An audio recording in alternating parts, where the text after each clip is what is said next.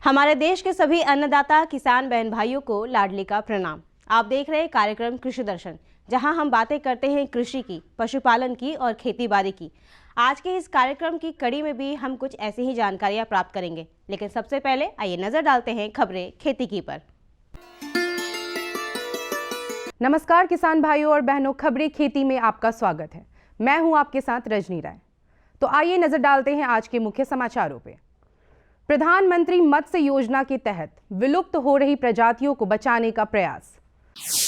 सर्दियों में मछलियों को संतुलित तापमान देने के लिए करें हीटर का उपयोग। और किसानों के लिए बेहद उपयोगी पावर वीडर मशीन।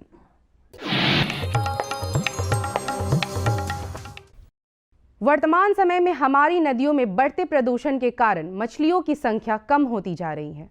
कुछ प्रजातियां तो विलुप्त होने के कगार पर हैं।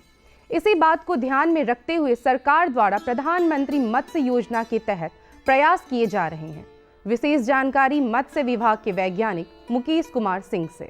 हमारा दायित्व बनता है कि और जो अन्य मछलियां हैं जो पूर्व के समय से यहाँ की थी हैं और होनी भी चाहिए, लेकिन उनकी संख्या दिनों दिन गिरती जा रही है। इसलिए हमारा सारे समाज का एक दायित्व बनता है कि उन सारी मछलियों का रखरखाव आगे भविष्य के लिए भी हम लोग करें। उनकी जो उपलब्धता कमती जा रही नदियों में, उसका ध्यान रखें। मछली पालक बंधुओं, मछली पालन में तापमान का प्रबंधन बेहद जरूरी है। मछलियों के लिए 20 डिग्री सेल्सियस से 35 डिग्री सेल्सियस का तापमान आदर्श माना जाता है। इसमें उनका विकास भी सही ढंग से होता है, साथ ही रोगों का प्रकोप भी कम होता है। इसलिए तापमान के कम होने पर एयर रेटर का प्रयोग करें, जिससे कि तापमान नियंत्रित रहे और आपकी मछलियां सुरक्षित रहें। किसान भाइयों, औषधीय पौधों की खेती काफी लाभदायक साबित होती है। ऐसा ही एक औषधीय पौधा है काली हल्दी।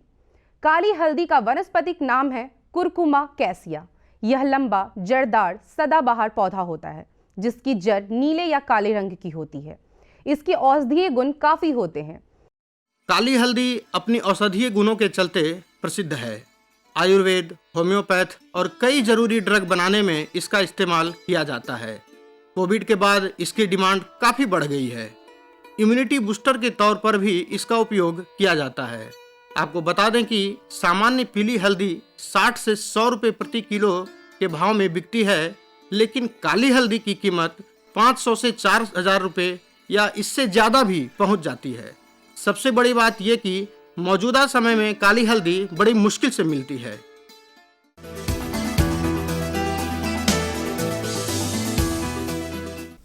सब्जियों में कई तरह के उत्पादन से कई किसान न केवल जीवन यापन कर रहे हैं, बल्कि अच्छा लाभार्जन भी कर रहे हैं।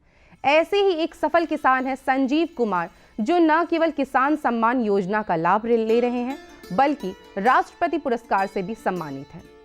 ये बड़ी कर्मठता से फूल गोभी और अन्य सब्जियों का उत्पादन करके बेहतर मुनाफा ले रहे हैं और अन्य किसानों को भी प्रेरित कर रहे हैं।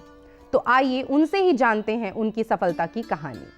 हम लोग फूलगोभी का जो यहाँ पर हाजीपुर में खेती होता है, अर्ली वैरायटी का, वो जो कुआरी है, कातकी है, अघनी है, यही सब प्रजाति हाजीपुर जिला वैशाली में इसकी खेती एवं इसका बीजो उत्पादन होते आ रहा है।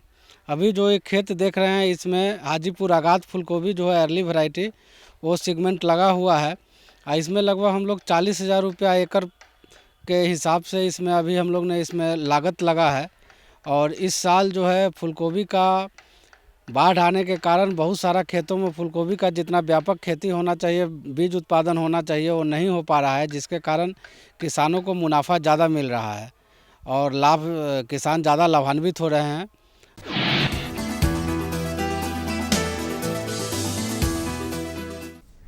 पावर वीडर मशीन का प्रयोग खरपतवार को हटाने, फसल उगाने के बाद मिट्टी को समतल करने और फेंटने के लिए किया जाता है।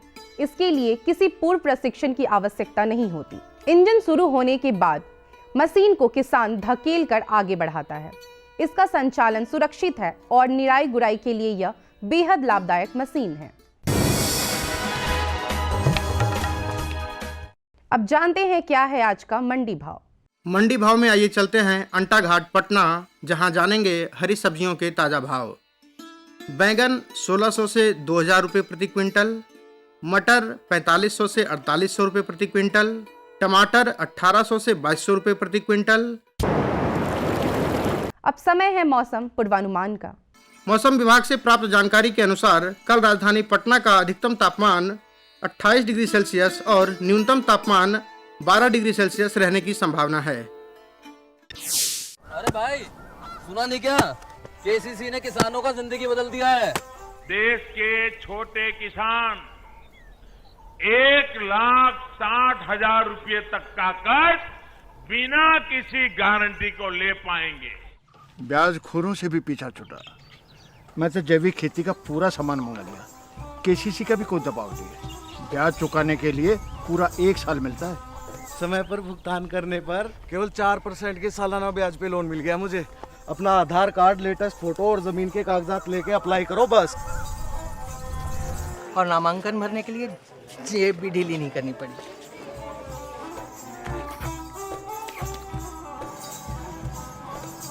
चाचा, उधार चुकाने के 24 घंटे के बाद उतने ही पैसे वापस निकाल सकते हैं। केसीसी ने किसानों की जिंदगी वाकई बदल दी है। तो आप भी। अरे भाई रामेश्वर, क्या बात है? बड़े परेशान दिख रहे हो। सोच रहा था कि अभी तो हाथ पांव चल रहे हैं तो खेती कर पा रहा हूँ, कल को जब इनमें ताकत नहीं रहेगी गुजारा कैसे होगा? पेंशन से। पेंशन? हाँ, और वो भी हम जैसे किसानों के लिए। अब हम जैसे छोटे किसान भी 60 साल के होने पर 3000 रुपए मासिक पेंशन पा सकते हैं। सच में? हाँ, चलो मैं तुम्हें दिखाता हूँ। 18 से 40 वर्ष की आयु के लघु और सीमांत किसान इस स्वैच्छिक और अंशदायी पेंशन योजना में 55 रुपए से 200 रुपए की मासिक किस्त देकर प्रवेश कर सकते हैं। भारत सरकार भी हर महीने किसान के बराबर किस्त का योगदान करेगी। कभी नहीं सोचा था कि हम जैसे किसानों की भी पेंशन का सपना कभी सच होगा। प्रधानमंत्री किसान मान धन योजना, अन्नदाता के परिश्रम को संबल, पेंशन से सुरक्षित उनका कर। नजदीकी जन सेवा केंद्र जाकर इस योजना से जुड़े। हर जोखिम से निकल कर फसल आए, सुरक्षित हो जाए। फसल बीमा से हर किसान अब आत्मनिर्भर हो जाए। अब सूखा पड़े या बाढ़ आ जाए, कोई डर नहीं। अब ओले पड़े या कीट पतंगे फसल खा जाए, कोई फिक्र नहीं। अब कैसी भी आपदा हमारी फसल पे आ जाए, क्षति होने पर हमारे दावों का उचित भुगतान मिलता है, क्योंकि हमने लिया है प्रधानमंत्री फसल बीमा। बुआई से फसल कटाई तक हर जोखिम का दावा, न्यूनतम प्रीमियम पर अधिकतम भुगतान का वादा। योजना से हर साल जुड़ रहे हैं 5 करोड़ से ज्यादा किसान। अब आपकी है बारी। नजदीकी कृषि कार्यालय, सहकारी समिति, बैंक शाखा, अधिकृत बीमा कंपनी या जन सेवा केंद्र में स्वेच्छा से करा सकते हैं पंजीकरण। फसल बीमा पोर्टल या फसल बीमा ऐप द्वारा भी किया जा सकता है पंजीकरण। प्रधानमंत्री फसल बीमा योजना, आपकी फसलों का संपूर्ण सुरक्षा कवच। कृषि एवं किसान कल्याण मंत्रालय, भारत सरकार। अभी अभी आपने देखा खबरें खेती की, जहां आपने जाना उन्नत प्रभेदों के बारे में, तकनीकों के बारे में, किसान साथियों की सफलता के राज के बारे में। आइए कार्यक्रम में आगे बढ़ते हैं और हमारे पहले विषय जाड़े के मौसम में मछलियों के वैज्ञानिक प्रबंधन से जुड़ी जानकारी प्राप्त करते हैं। नमस्कार, मैं हूं विकास ओली और आप देख रहे हैं कार्यक्रम कृषि दर्शन। किसान भाइयों, आज का यह कार्यक्रम आपके लिए होने वाला है बेहद खास। अगर आप जुड़े हैं मत्स्य पालन से, जी हाँ, या तो आप कर रहे हैं या तो आप करना चाहते हैं।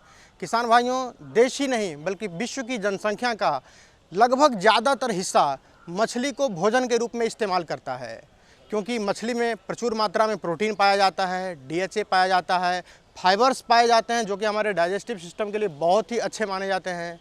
और स्वाभाविक बात है कि जब इतनी सारी चीज़ों में मछली हमारे लिए जो है उपयोगी है, इससे बहुत सारी दवाइयाँ बनाई जाती हैं इनफैक्ट, तो हमारे सेहत और स्वास्थ्य दोनों के लिए मछली की उपयोगिता को जो है नकारा नहीं जा सकता है।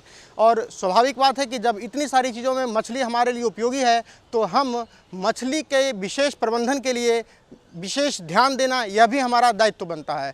आज हमारे साथ आपको विशेष जानकारी देने के लिए मौजूद हैं डॉक्टर राजेंद्र प्रसाद, केंद्रीय कृषि विश्वविद्यालय से डॉक्टर मुकेश कुमार। सर, आपका बहुत बहुत स्वागत है आज के इस कार्यक्रम में। सर नमस्कार। सर, आज के कार्यक्रम की शुरुआत हम एक बहुत ही बेसिक प्रश्न से करेंगे। सर हम चाहेंगे कि आप हमारे दर्शकों को बताइए कि जाड़े के मौसम में जो है मछलियों का क्या वैज्ञानिक प्रबंधन होना चाहिए जिससे कि हमारे किसान भाई कम से कम नुकसान और विशेष मुनाफा की ओर अपना कदम बढ़ा सकें। सर्वप्रथम मछलियों की जाड़े में देखभाल करने की हमें अतिरिक्त आवश्यकता पड़ती है।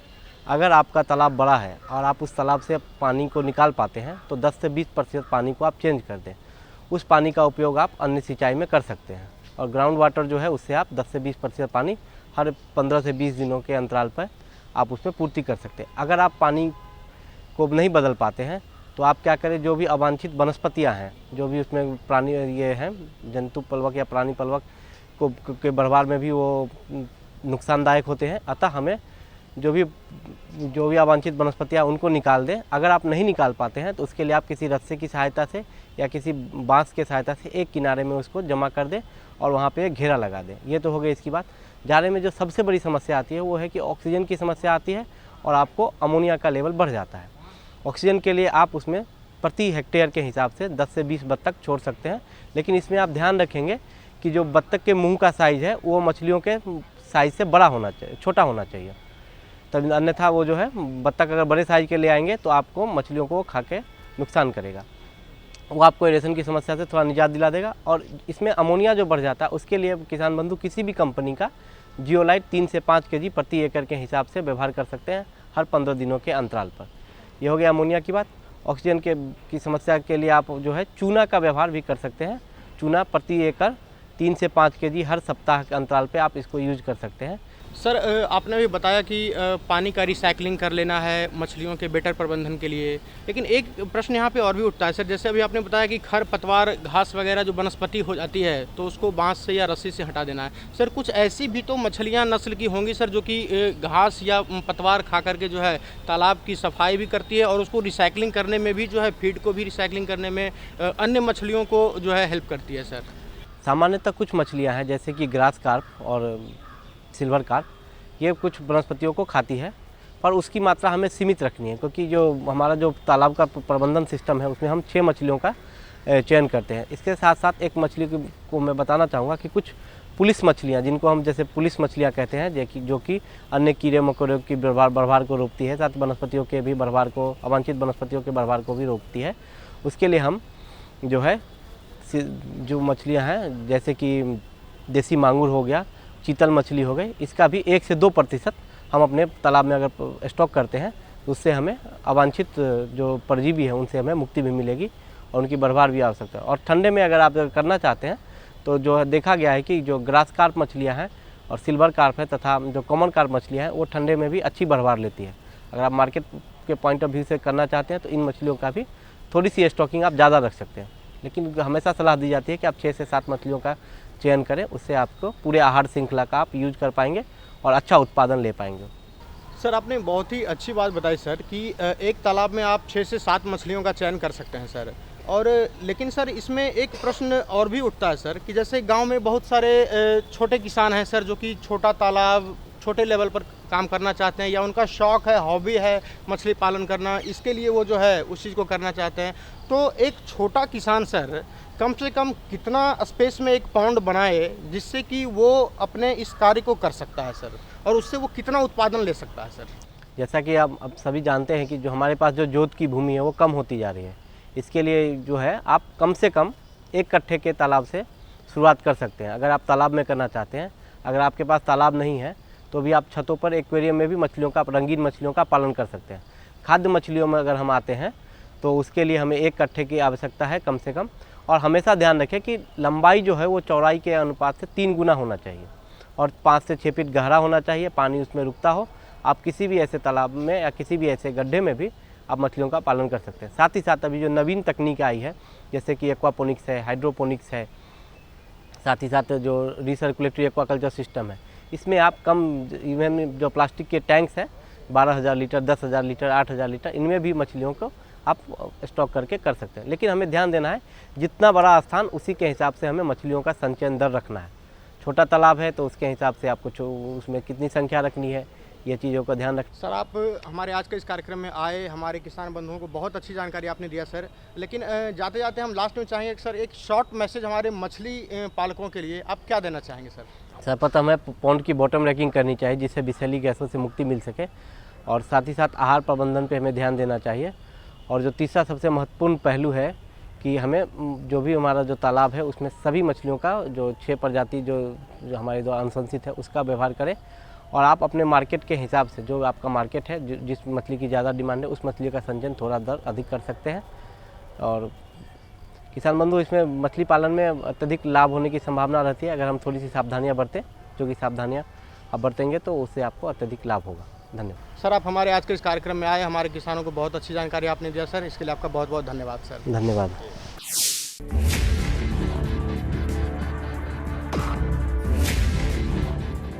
भोजन, जल और शुद्ध वातावरण हमारे जीवन का मुख्य आधार है और कृषि इसका मूल स्तंभ। पिछले 60 वर्षों में विज्ञान आधारित कृषि का व्यापक प्रसार हुआ है। साथ ही कृत्रिम संसाधनों के बढ़ते प्रयोग से कृषि की सतत क्षमता पर चिंताएं बढ़ी हैं। प्रधानमंत्री श्री नरेंद्र मोदी जी के दूरदर्शी नेतृत्व के अंतर्गत रसायन मुक्त जैविक खेती एक महत्वपूर्ण प्रयास है। रसायन मुक्त जैविक खेती को बढ़ावा देने के लिए 5 वर्ष पूर्व सरकार ने परंपरागत कृषि विकास योजना तथा उत्तर पूर्व भारत में जैविक मूल्य श्रृंखला योजनाएं आरंभ की।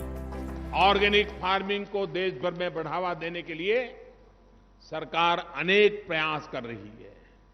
इसके लिए परंपरागत कृषि विकास योजना के तहत काम किया जा रहा है। न सिर्फ ऑर्गेनिक फार्मिंग को बल दिया जा रहा है, बल्कि उसके लिए वैल्यू एडिशन और मार्केट की व्यवस्था भी की जा रही है। भारत सरकार एवं किसानों के सम्मिलित प्रयासों से आज देश के लगभग 36 लाख किसान 38 लाख हेक्टेयर क्षेत्र में जैविक खेती कर रहे हैं। इसके अतिरिक्त हमारे देश के अनेक ऐसे क्षेत्र हैं जहां आज भी पारंपरिक जैविक खेती हो रही है।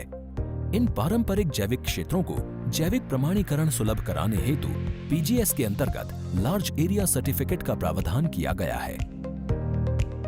इस प्रक्रिया की विशिष्टता ये है कि इसमें प्रमाणीकरण मात्र 2 से 3 महीनों में हो जाता है, जबकि सामान्य परिस्थितियों में इसमें 2 से 3 वर्ष का समय लगता है। अंडमान निकोबार केंद्र शासित प्रदेश के कार निकोबार एवं नैन काउरी द्वीप समूह देश के सर्वप्रथम ऐसे प्रमाणीकृत जैविक क्षेत्र हैं। अभी हाल ही में संपूर्ण लक्षद्वीप को जैविक खेती के रूप में प्रमाणित किया गया है। वर्ष 2016 में सिक्किम राज्य पूर्ण जैविक कृषि राज्य के रूप में प्रमाणित हो चुका है। सुदूर उत्तर में हिमालय श्रृंखला के बीच स्थित लद्दाख ने भी पूर्ण जैविक के लक्ष्य की ओर बढ़ना शुरू कर दिया है। जैविक उत्पादों को बाजार सुलभ कराने तथा किसानों की उपभोक्ताओं तक पहुंच बनाने के लिए एक समर्पित जैविक खेती पोर्टल भी बनाया गया है। जैविक खेती पोर्टल के जानकारी मंच और विपणन मंच के माध्यम से किसानों को उच्च गुणवत्ता उत्पादन तथा बाजार उपलब्ध कराया जा रहा है। आशा है देश के सभी राज्य अपने जैविक क्षेत्रों का विस्तार करेंगे और देश में जैविक कृषि क्रांति को मजबूत करने में योगदान देंगे। जैविक उत्पादों की देश और विदेशों में बढ़ती मांग तथा जैविक उत्पादों का बढ़ता बाजार, किसानों की उपभोक्ताओं तक पहुंच तथा जैविक एफपीओ द्वारा जैविक कृषि व्यापार में भागीदारी हमारे किसानों को अपनी आय बढ़ाने का अवसर दे रहा है। पिछले 5 वर्षों में जैविक कृषि उत्पादों का निर्यात दोगुने से अधिक बढ़कर 7,000 करोड़ रुपए से अधिक का हो गया है और इसमें प्रतिवर्ष 20% से अधिक की वृद्धि हो रही है। उम्मीद है पारंपरिक क्षेत्र के किसान भी इस बढ़ते बाजार से लाभान्वित होंगे और जैविक कृषि आंदोलन को आगे बढ़ाएंगे। किसानों की मुस्कान समृद्ध हिंदुस्तान की है पहचान।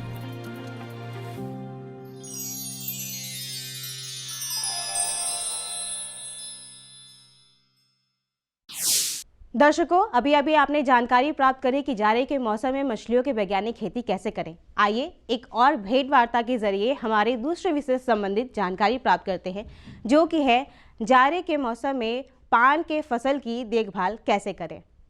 नमस्कार। प्रदेश में मौसम में कुछ बदलाव देखने को मिल रहे हैं।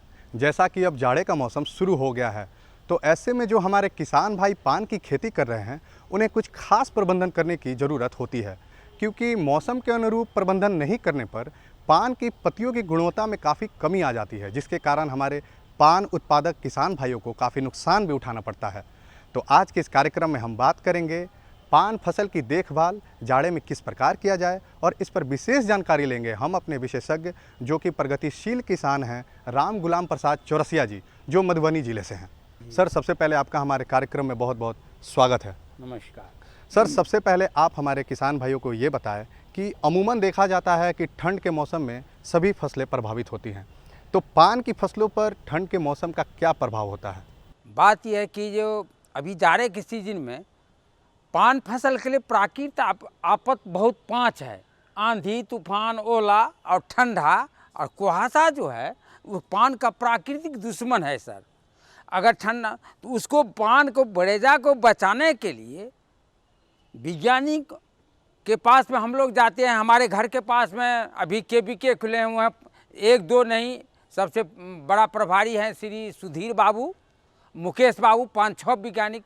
तो जितने किसान हैं वहाँ महीना में 2 बार मीटिंग होता है, सबको बताया जाता है, वहाँ से सलाह कर लेकर अपना पान को सुरक्षित रखने के लिए बड़ेजा पर काम करते हैं। लेकिन ठीक है, पान सुरक्षित रखने के लिए हम लोग क्या करते हैं, जैसे ही ठंडी गिरता है तो बड़ेजा को तटबंध यानी टाट हम लोग बोलते हैं मैथिली में, तो टाट से घिरते हैं। पान फसल को क्या करते हैं, खौर या झाटा से थोड़ा मोटापन करके छाड़ते हैं।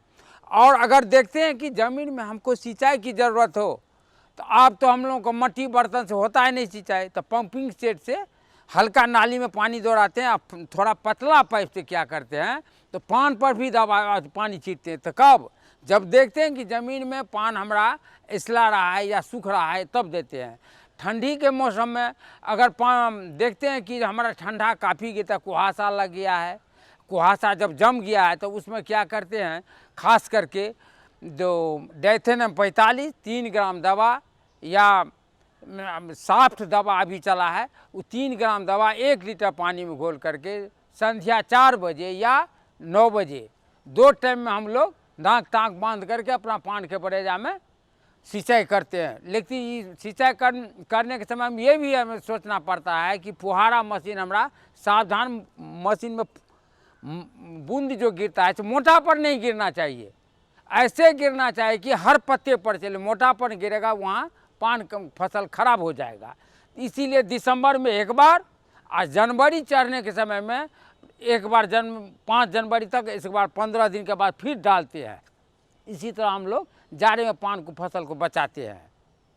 सर, अभी आपने बहुत अच्छी जानकारी दी।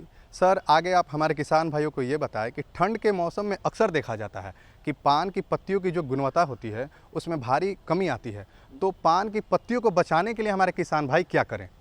पान पत्ती बचाने के लिए क्या करें, पूछें सवाल, ठीक है सर। इसमें होता है कि हमारे यहाँ 3 प्रकार का पान रोपा जाए। एक तो देसी पान होता है, एक तो कठबंगली, एक तो बंगला, जो हम लोग बंगाल से पान का बीज लाते हैं।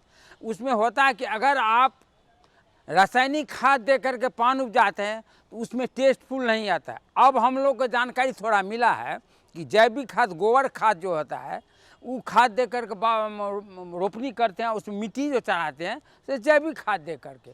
खास करके हमारे मिथिलांचल में देसी पान पर हम लोग बहुत पूजा पाठ, होम, जप तप जितने काम होता है तो छोटा पान से करते हैं, उपजाते हैं, खाने में टेस्टफुल होता है।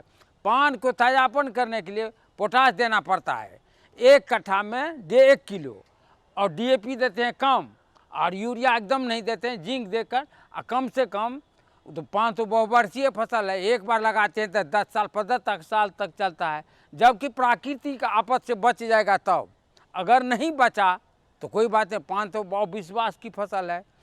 सर, हमारे किसान भाई पान की खेती के लिए ऐसा क्या प्रबंधन करें ताकि उन्हें कम लागत में दुगना मुनाफा प्राप्त हो सके। पान की खेती के लिए हम लोग भी सोचते हैं थोड़ा पूंजी जमा करें और सेठ, जैसे कलकत्ता गए थे पान की खेती देखने के लिए प्रशिक्षण में, तो उसी तरह हम लोग भी चाहते हैं गांव में जो शेड नेट खरीद करके और शेड नेट लगा करके पान की खेती करें। उसमें लागत नहीं है, मजदूर का खर्च नहीं है।